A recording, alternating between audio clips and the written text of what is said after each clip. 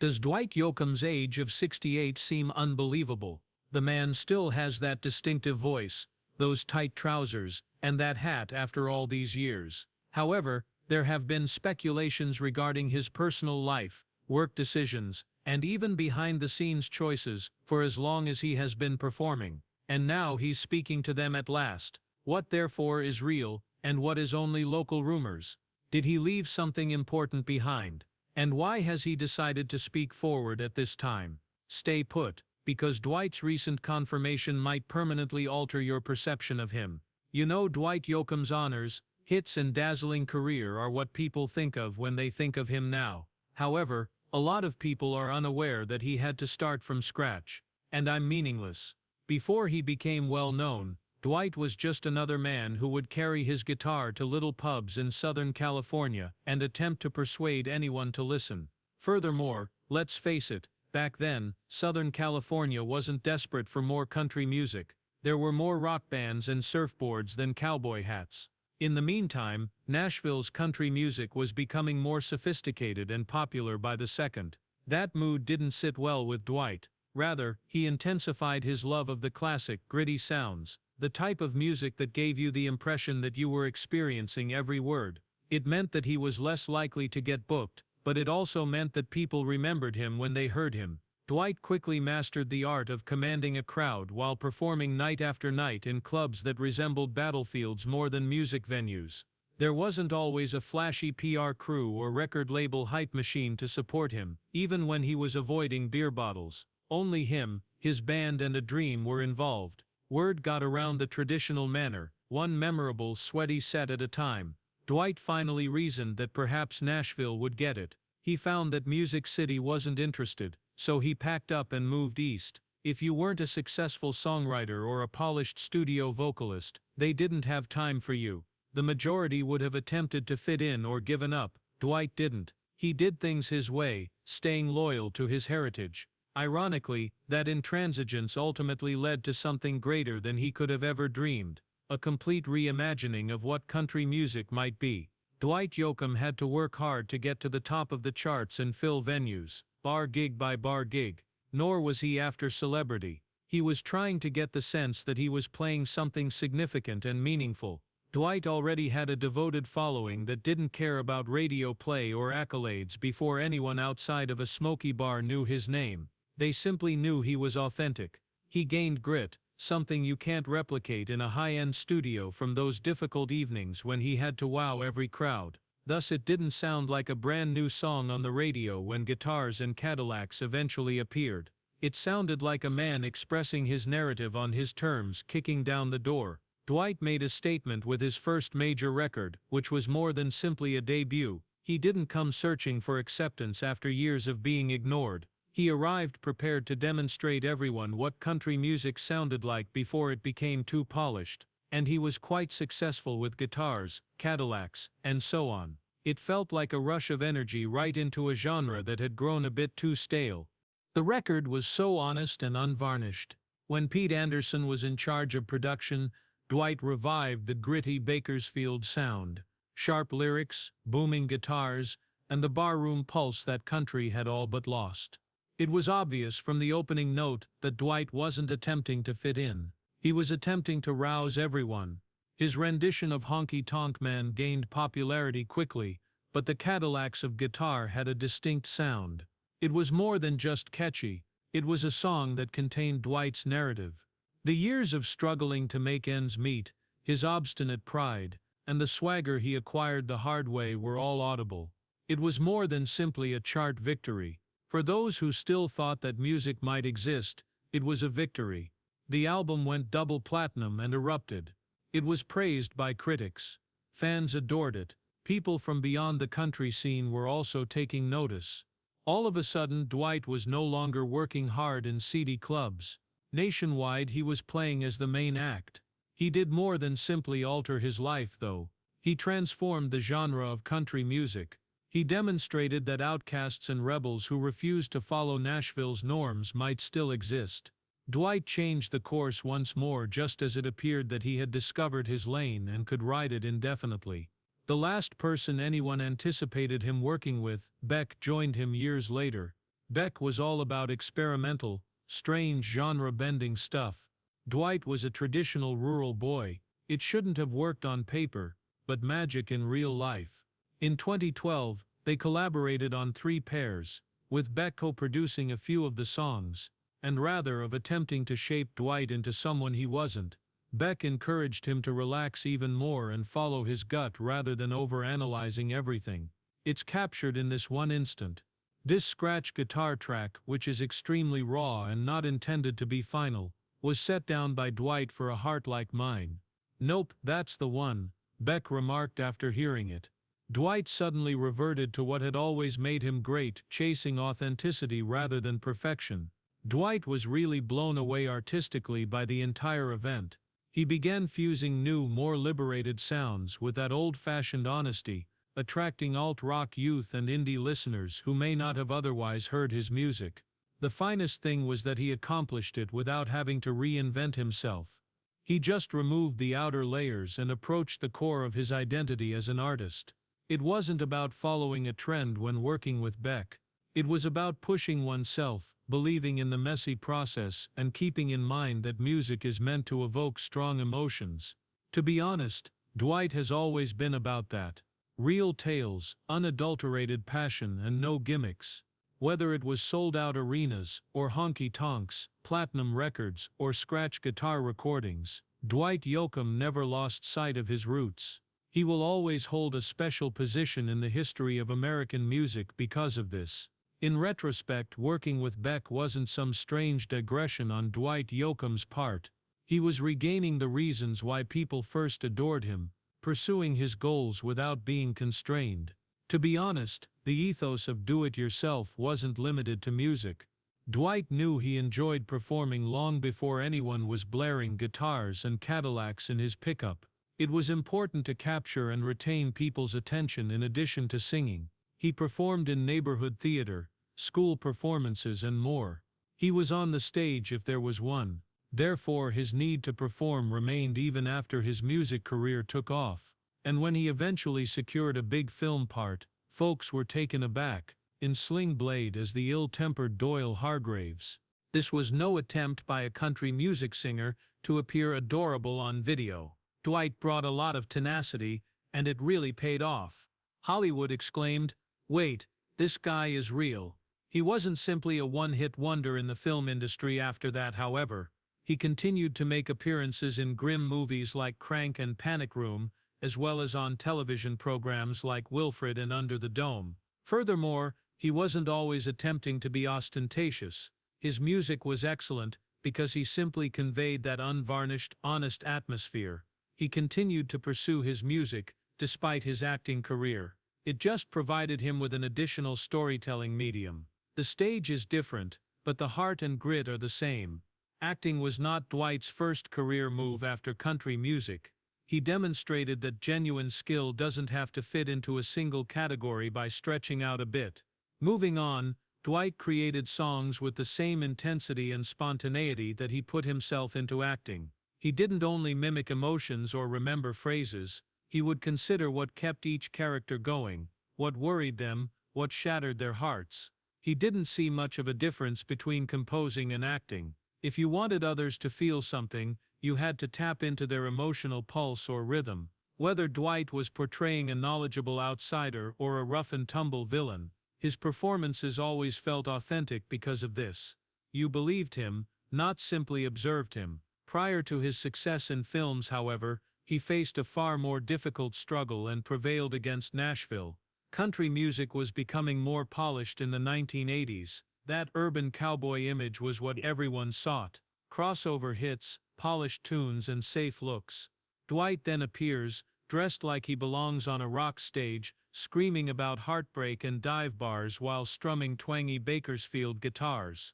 Cowboy hat pulled down, rhinestone jackets, tight pants, he couldn't be missed, and Nashville was unsure on how to react to him. Dwight advised forgetting about waiting for their approval. He continued to create the music he believed in, met individuals who understood him, and went to rock clubs in Los Angeles. He intensified his raw honky-tonk sound when collaborating with Pete Anderson, adding a dash of rock and roll swagger for good measure. This resulted in guitars, Cadillacs, and so forth. It was such a great record that even those who had dismissed him had to sit up and listen. The fact that Dwight remained the same for Nashville was the finest part. For him, Nashville needed to change. His stubbornness created room for other artists who didn't conform to the norm. In hindsight, he did more than simply enter the system. He was involved in its remake. Even if Dwight and Pete Anderson had a wonderful relationship, magic like that doesn't often continue. Their run went well. Dwight found his voice with the aid of Pete's guitar and production. We might not have guitars, Cadillacs, etc., or this moment without him. Dwight's career was characterized by those recordings, but things soon took a turn for the worst. It was no longer only handshakes and grins in the early 2000s. Subsequently, in 2004, Pete filed a lawsuit against Dwight, claiming that Dwight had abandoned many shows and left him financially responsible. It got nasty since Pete had already spent a lot of money on preparation for those concerts. They reached an out-of-court settlement without a major public spat. However, let's face it, such an event might leave scars. Dwight began making his own products after the breakup. He maintained the artistic freedom he so desperately desired, but without Pete, the music was never quite the same. Even with all of that controversy, most fans still think, man, that was the peak Dwight, when they reflect on their time together. It was authentic, gritty, and continues to influence musicians to this day. However, Dwight's struggles were far from ended. Unfortunately, he had another altercation planned, this time with Warner Music's top brass. Dwight thus sued Warner in 2021 for the rights to his previous songs. You see, the Copyright Act allows artists to reclaim their work after 35 years. "Hey, I want my stuff back," Dwight remarked. In essence, Warner said, "Well, not so fast." Dwight was upset that they continued to sell and stream his early records without his consent. Money wasn't the only factor. This was about taking ownership of the song that he used to launch his career. Warner used the standard tactic of disputing about paperwork, timeliness, and other legal issues to put up every obstacle they could. However, they ultimately reached a settlement in 2022. Although the specifics of the agreement are unknown, it's reasonable to assume that Dwight received at least some of what he desired. And excellent for him, to be honest. Dwight has always been the type of man who would rather fight for what's rightfully his than give up, even if it's not easy to take on a large label and everything. Dwight wasn't the only one. Many seasoned artists were inspired by it and realized they could stand up as well. He made a wise decision for all musicians who have ever been caught in a terrible agreement, not just for himself. Because this is the one thing about Dwight that you can always rely on. No matter how large the opponent is, he will do things his way. Dwight Yoakam didn't act hypocritically. He did everything. He co-produced, wrote, directed, and even worked on the music. From beginning to end, it was his project. He brought in some well-known actors in order to combine a classic gritty Western feel with a profound psychological narrative. Billy Bob Thornton, Bridget Fonda, and Vince Vaughn. Nevertheless, the film failed despite all of that. The criticism was harsh. They characterized it as sloppy, too ambitious, and self-indulgent. It was difficult to follow the plot. It didn't connect with audiences because of the erratic tempo. It performed poorly at the box office and much worse on home video. Many attributed it to Yoakam's inexperience as a director. Though he might not have had the experience to carry it out, he had the vision. What was meant to be a significant breakthrough moment instead became a sobering reminder that overcommitting may occasionally backfire. And his reputation wasn't the only thing that suffered. It was harsh in terms of money. Yoakam invested heavily and even took on debt to see the film through to completion after funders walked out in the middle of production. He had a lot of conflict with people he had worked with for years as a result of the pressure of everything. A few of the connections ended poorly, leading to significant team upheavals and litigation. Despite its negative reception, South of Heaven and West of Hell remains a significant aspect of Dwight Yoakam's narrative. It demonstrates his artistic fearlessness. He took a big chance. And while it didn't land, it wasn't a complete catastrophe either. In retrospect, the majority of fans and industry professionals acknowledge that it didn't exactly work, but they don't dismiss it entirely. Yoakam hasn't discussed the events that followed the film too much. Although he hasn't spoken anything about it, the fact that it is continually brought up says something. Things demonstrates that he is not the type of person who takes things easy in order to succeed. And if the entire experience brought him to his knees, which we're not even convinced it did, it simply strengthened his resolve to stick to his vision no matter how difficult or expensive that might be. Moving on, he has had some very amazing moments in his acting career. Following his success in Sling Blade, where he portrayed the ferocious and passionate Doyle Hargraves, he began to land a variety of parts that allowed him to showcase his versatility, such as in Panic Room, where he played the eerily eerie Raoul, a masked intruder. Although he didn't say much, he exuded an icy aura that made him one of the most terrifying characters in the film. People were taken aback since it wasn't his typical musical sound, and they realized that this man could act. Yoakam isn't all drama and gloom, though. He also has a humorous, eccentric side. He had an appearance in the strange but fantastic program Wilfred, and made a funny cameo in Wedding Crashers, portraying this strange physician. He was able to be humorous and somewhat unconventional in those parts, demonstrating that he wasn't limited to a single style of character. He has also been on television, such as in Under the Dome, and performed well. He added something substantial to the table and blended in with the others. He has consistently shown consideration for what performing means to him throughout it all. In interviews, he stated that he approaches acting with the same honesty, heart, and passion for portraying authentic tales as he approaches music. It's adorable that he attributes his comfort in playing these parts to his theater experiences in junior high and high school. He had the courage to follow his intuition in front of the camera because of that early encounter. Furthermore, he never saw acting as a means of achieving celebrity. Like when he creates songs with a retrospective perspective, it's more about delving into those profound human feelings. He makes no distinction between the two. His acting and music just express tales in different ways. On stage or film, he constantly aims to convey something sincere and truthful. Dwight Yoakam's approach has always been a little unusual. He successfully combines Hollywood with country music, whether he's playing a guitar on stage or starring in movies. Honest, gritty, and wholly his own. Oddly enough, assuming other people's roles on television has improved his storytelling skills, something he has always excelled at. He learned to lean into emotion via acting, and his songs reflect that. More depth, honesty, and emotion. Even going on stage by yourself with a guitar isn't all that different from the vulnerability required to act, he has stated. Both demand that you be present, genuine, and open to others. His performances have only been enhanced by the relationship between acting and music. Yoakam is now concentrating on his future rather than only reflecting on his past. He's not slowing down at 68. While remaining rooted in the type of country music that influenced him, he continues to write, tour, and push boundaries. Yoakam remains a strong reminder of the genre's origins even as it has been straying toward pop and hip-hop. However, he is not mired in the past. He's only ensuring that we remember where it all began. Additionally, he has established himself as a resource for aspiring artists seeking advice. Dwight Yoakam and the Bakersfield Beat, his SiriusXM program, does more than just play the songs. It makes room for the voices that are frequently ignored. The cool part comes next. He is still investigating.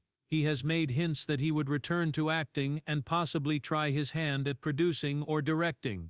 To be honest, it seems like a logical next step given his knack for character development and narrative. Dwight Yoakam doesn't seem to be interested in gently fading into legend, no matter what he accomplishes. He continues to create, develop, and surprise others. When it comes to sticking with anything, Dwight Yoakam understands how to do it his way. He still exudes the same authenticity and emotional impact that once drew fans to him, whether he's releasing a new song, performing live, or appearing on a film set. The interesting thing is that his narrative is far from over. His influence on the surrounding culture is more significant than his contributions to music or film alone. Dwight has never followed trends and has always had a gutsy way of fusing traditional country music with his own sound, simply acting on instinct. And that's exactly what makes him unique. He's not coasting even today, with the music industry changing all the time. Dwight continues to discover new routes to go. His relationship with his fans is also growing stronger. A whole new generation is finding him, streaming the oldies, seeing him appear in collaborations, and recognizing that some sounds never go out of style. The people who have been with him for the longest time are still here.